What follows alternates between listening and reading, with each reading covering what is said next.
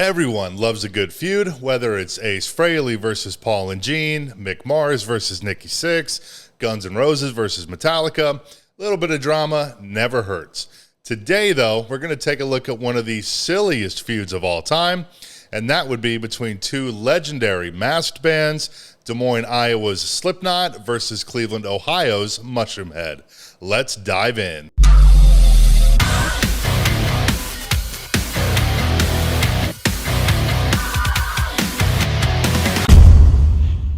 The roots of this feud, or really the night that it came to a head, can actually be traced back to a different feud in 1999 between Insane Clown Posse and Coal Chamber.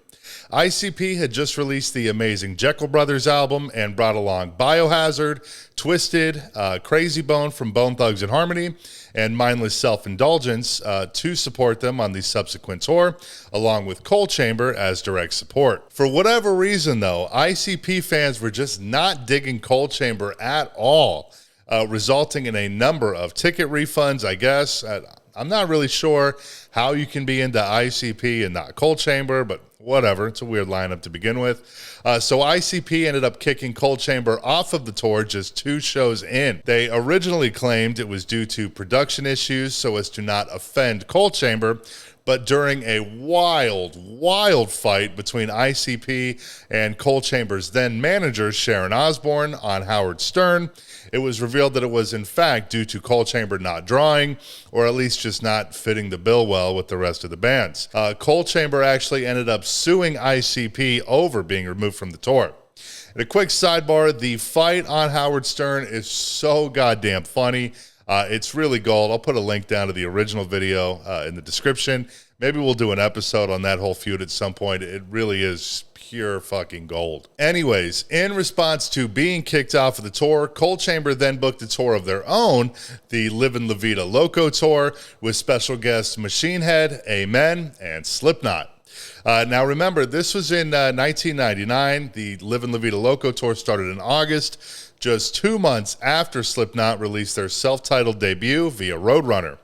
Head not all that far east from Iowa to Ohio, and there was Mushroomhead, the Cleveland band who had a couple of very notable similarities to the Knot, with the masks, of course, and Mushroomhead having 8 members and Slipknot having 9. Now, Mushroomhead actually predates Slipknot by a number of years, with their first record, the self-titled, being released 4 years earlier in 1995.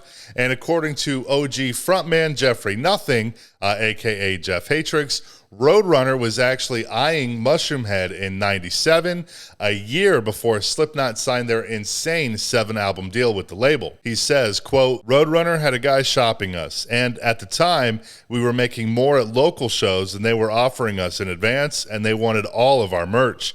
The money just didn't make any sense." He went on to add about Slipknot, "They are Roadrunner invented clones of us, and everybody knows it." So by 1999, there was already a fair bit of bitterness, I would imagine, especially on Mushroomhead's side, although let's not pretend that either of these two bands are the first to ever do this. I mean, take a look at Mr. Bungle or Guar or something.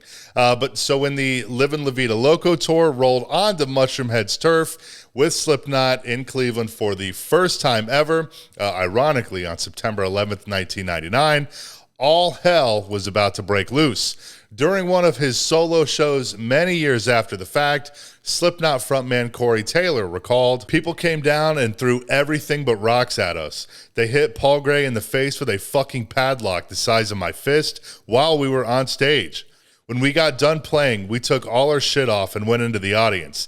There were a lot of them, but there was all 9 of us, there was Mushroomhead, and all of our friends in Amen. Let's just say we fucking handled it right there." Corey later went on a brutal tirade when discussing the incident in a 2002 interview with Rock Sound, saying, quote, "I'll fucking go to fucking Cleveland and grab every fucking one of them by their stupid fucking masks, and I will put a knee to their faces until they pass out from loss of blood." As former Slipknot bassist Paul Gray, rest in peace, later recalled in an interview with Revolver, "Me and Jim Root jumped off stage and took our masks off and started swinging at people at the end of one song. When we were done with that set, everything came off. One of the guys in our road crew got maced by the cops and arrested. I was actually able to find brief footage, side stage footage, mind you, of the Cleveland incident that I will play here.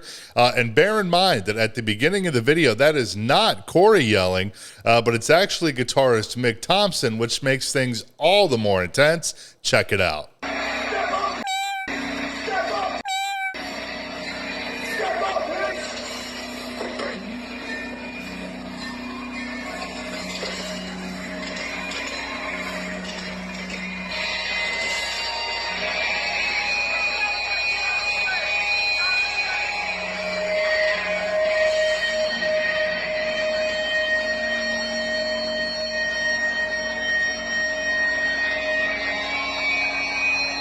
According to both bands these days, though, it was really more of a fan base versus fan base thing and not really band versus band. But in that same Jeffrey Nothing interview that we talked about earlier, he did admit this. I know all the people who did it, and I did personally paint Cleveland supports Mushroomhead and Slipknot go home signs. But I wasn't there, and I didn't know the complete extent of what they were going to do. But hey, these guys are men, right? Welcome to Cleveland, bitches. No wonder Ohio has such a trashy reputation. Although the feud only got physical in Cleveland just that one night, it did continue throughout a vast majority of the 2000s, with Mushroomhead even going so far as to make fun of Slipknot on stage at one point, dressing up as the band, bringing on one of the crew members, so there were 9 guys on stage, and playing a sample that said the whole thing, I think it's stolen.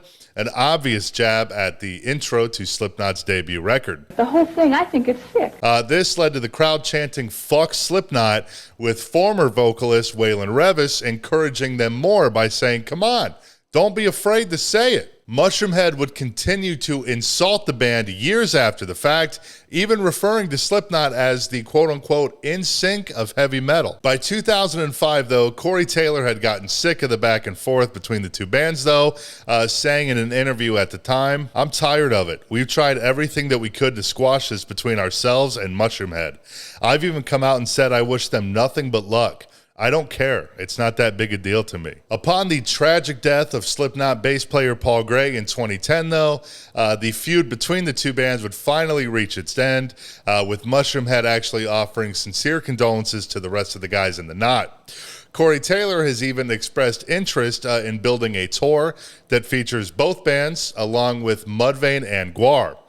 What a show that would be, and now with Mudvayne back together, I think it feels more plausible than ever, but let's see what happens. Expressing regret over the feud, Mushroomhead leader Steve Felton, better known as Skinny, had this to say. "It's just like a silly fan-fueled and I guess media-hyped thing to talk about.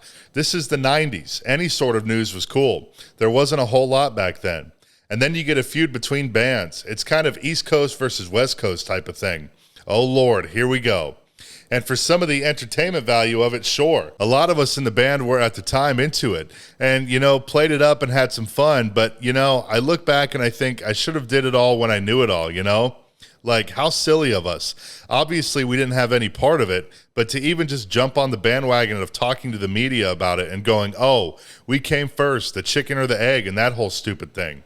We spent a lot of time complaining about them for nothing.